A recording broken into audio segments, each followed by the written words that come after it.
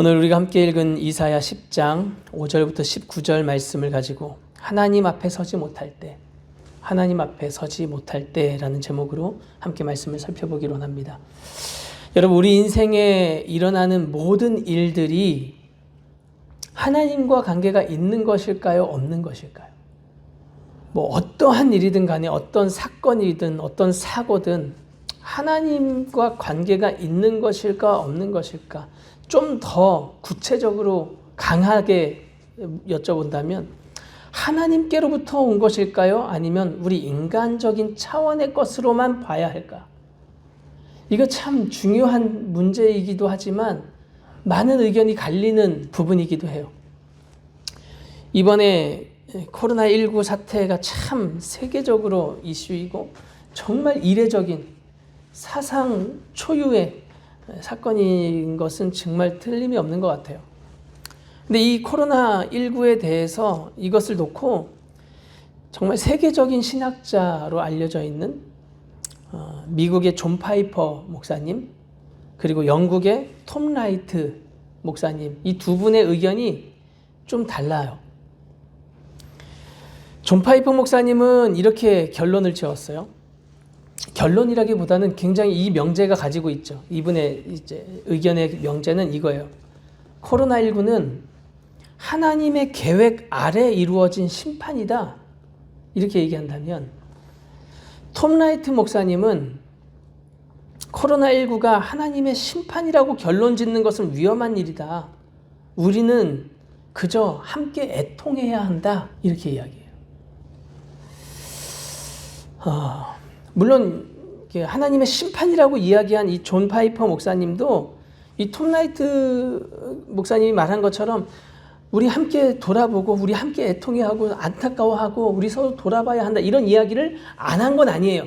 물론 톰 라이트 목사님 역시 하나님 차원에서의 시각에 대한 언급이나 그런 의미를 전혀 갖지 않은 것이 아니에요. 하나님 앞에서 이거 봐야 한다, 이 이야기 다 했단 말이에요. 그런데 어쨌든 중요한 차이는 어디 있냐면 그 결론을 내리는 결정적인 요소가 하나님 중심인가 사람 중심인가, 이게 분명히 확연히 차이가 있죠.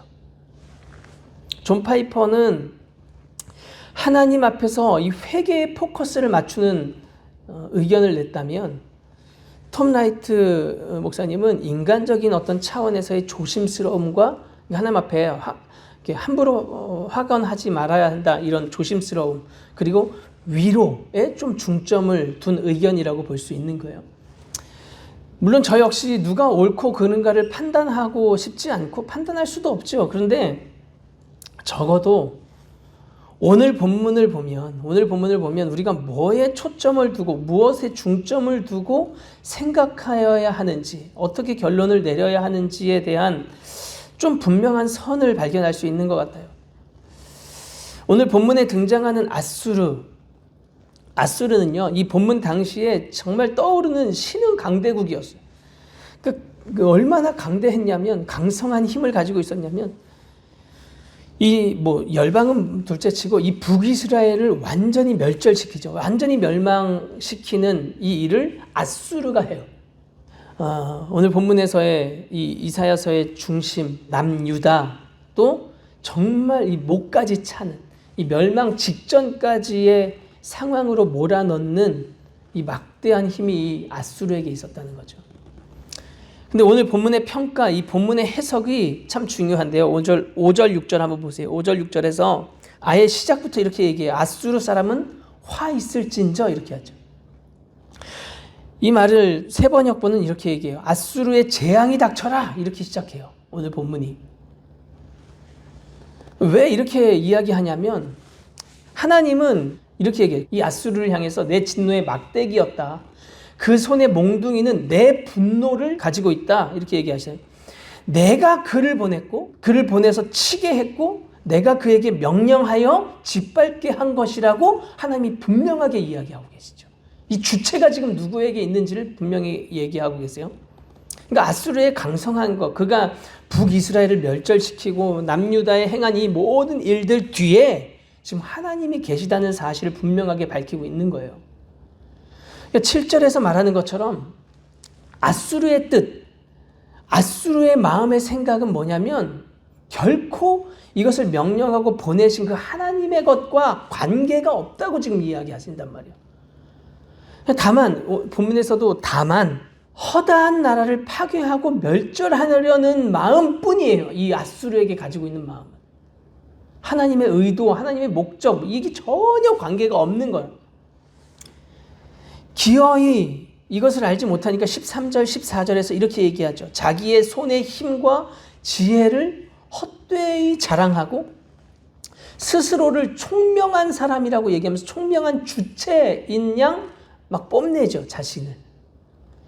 자기가 막 선을 긋고 모든 경계에 선을 긋는 주체인 듯이 착각하고 내가 약탈했고 내가 이 왕국 열국을 낮아지게 만든 주체라고 생각하는 착각에 빠져 있는 거예요. 이 14절이 말하는 것을 이렇게 잘 생각해 보면요. 자기가 손에 넣은 이 모든 것을 바라보면서 날개를 치거나 입을 벌리거나 지저귀는 것이 없다라고 지금 표현하는데 이 표현은 마치 이런 느낌을 우리에게 갖게 해요. 아무도 내가 가지고 있는 이 착각에 대해서 착각이라고 말을 하거나 지적하거나 하는 그런 사람들이 없지 않냐? 다 지금 나의 이 생각에 동의하지 않냐? 뭐 이런 느낌을 주죠. 처음 말씀 시작하면서 말씀드렸던 이 톰라이트의 결론, 그 의견에 대해서 많은 사람들이 위로를 받았다고 이렇게 표현하더라고요. 이분의 메시지에 내가 참 많은 위로를 너무너무 힘들었는데 이 코로나 때문에 너무 고통스러웠는데 이렇게까지 말해주니 참 고맙다라고 이야기를 많이 하시더라고요. 그런데 과연 이 동의가 합당한 동의냐? 이건 정말 중요한 문제라고 생각이 들어요. 오늘 이 앗수르의 착각에 대해서 하나님이 분명하게 말씀하시는데 5절 처음부터 이 앗수르에 대한 선포로 시작하는 오늘 본문이 12절에 그러므로 주께서 주의 일을 시온산과 예루살렘에 다 행하신 후에 이것이 다 이 일이 마친 다음에 앗수르 왕의 완악한 마음의 열매와 높은 눈의 자랑을 벌하시리라 이렇게 얘기하시죠. 하나님의 심판이 선포돼요.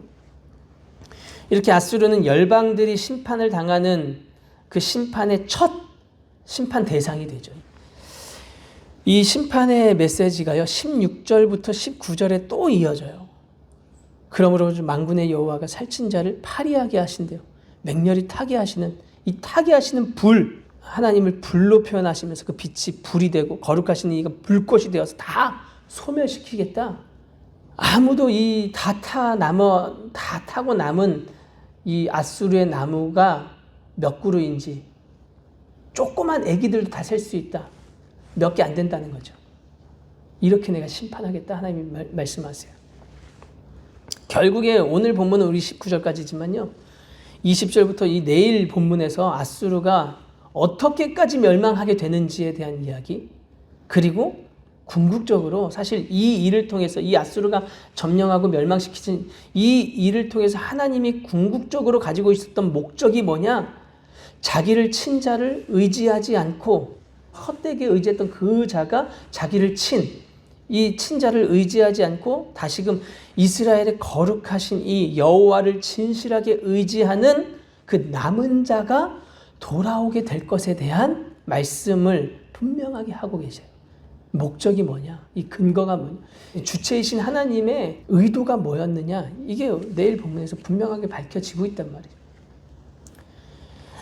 오늘 본문에서 사실 우리가 참 중요한 생각을 할 수 있는 맹점이 15절에서 이야기해요. 15절 한번 보시겠어요? 15절 보시면 이렇게 얘기하죠. 도끼가 어찌 찍는 자에게 스스로 자랑하겠으며 톱이 어찌 켜는 자에게 스스로 큰 채 하겠느냐. 이는 막대기가 자기를 드는 자를 움직이려 하며 몽둥이가 나무 아닌 사람을 들려 함과 같은 의미로다. 자기가 주체인 것처럼 착각하고 이게 사람의 차원에서 일어난 일이라고 말하는 그 사람들은 지금 뭐라고 표현하냐면 막대기가 자기를 드는 자를 막 움직이려고 하는 것과 똑같다.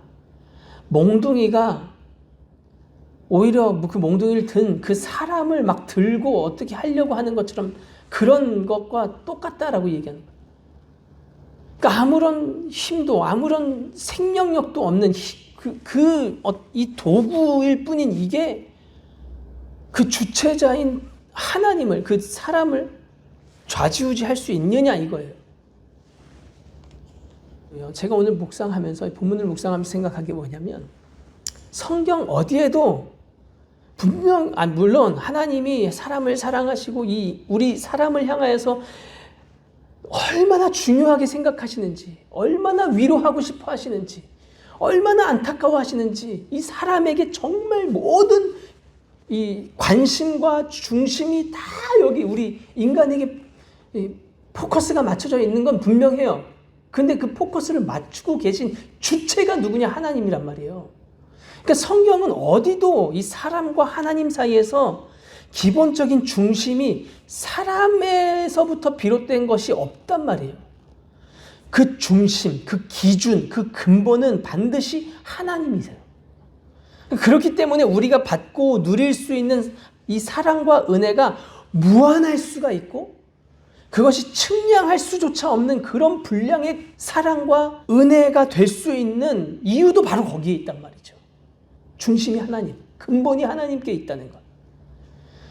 만약에 사람이 중심이 되고 사람이 기준이 되면 그것은 그 순간부터 한계점이 시작돼요.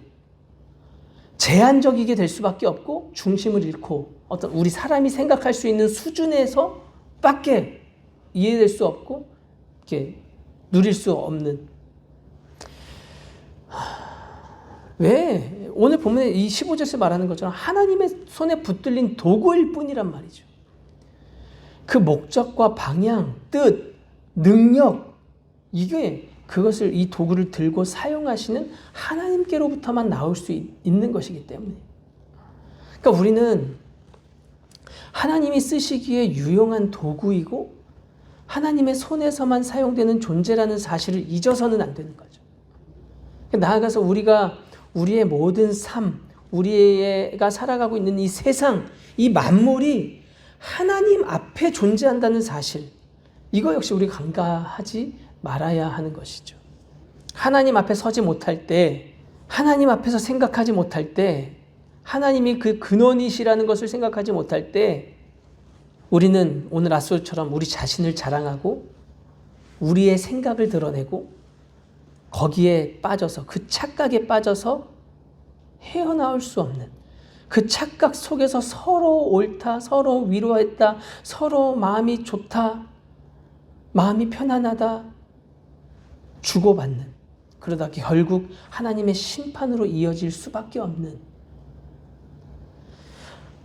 오늘 본문을 보면요, 하나님께서 허락하신 이 심판을 자기의 것으로 착각하다가, 이 사람의 차원에서 해석하다가 결국 자신이 심판을 받게 되는 무서운 일이 되고 마는, 이걸 지금 오늘 본문에서 보여주고 있단 말이죠. 누가복음 17장에 보면요, 예수님이 주인과 종의 관계에 대한 이야기를 하신단 말이에요. 그러니까 주인이 종에게, 이 종이 막 밖에서 너 열심히 일하고 하루 종일 수고하고 집에 들어왔단 말이에요. 이 종도 좀 쉬고 싶잖아요. 근데 주인이 이렇게 얘기해. 야, 일 다 했냐? 그러면 나 지금 물 좀 마시고 싶으니까 가서 내 물 좀 떠다 놓고 그 다음에 내 거 수발 좀 다 들어놓고 가서 쉬어라, 이렇게 얘기한단 말이에요. 근데 이렇게 말한다고 해서 어떤 종이 이 주인에게 당신은 정말 불합리합니다, 당신은 잘못됐습니다 라고 말할 수 있는 종이 어디 있겠냐, 이렇게 얘기해요. 그러면서 마지막 이 10절에 예수님이 이렇게 얘기하세요. 이와 같이 너희도 명령받은 것을 다 행한 후에 이르기를 우리는 무익한 종이라, 우리가 하여야 할 일을 한 것뿐이라 할지라, 이렇게 말하라고 이야기하세요. 우리는 참 그렇죠. 인간적이고, 우리가 뭔가 좀 잘한 게 있으면 내가 막 드러나길 원하고 나를 좀 이렇게 막 남겨놓기를 원하는 그런 마음이 우리 안에 있죠. 그러나 하나님 앞에 우리는 우리가 쓰임받았다는 이 사실이 내 자랑이 되지 않고 오직 예수님 말씀하신 것처럼 이 무익한 종으로서 내가 해야 할 일을 한 것뿐이라고 하나님 앞에 고백하고 그 하나님을 인정하고 그 하나님을 드러낼 수 있는 그런 존재로, 그런 고백으로 나아갈 수 있는 자들이 되어야 한다는 거죠. 오늘 우리 모두가 하나님의 쓰심 앞에, 하나님의 일하심 앞에, 하나님의 이 만물 가운데 주관하고 계신 그 하나님 앞에 겸손한 고백으로, 무익한 종의 고백으로 나아가시는 저와 여러분 다 되시기를 예수님의 이름으로 축복합니다. 같이 기도하겠습니다.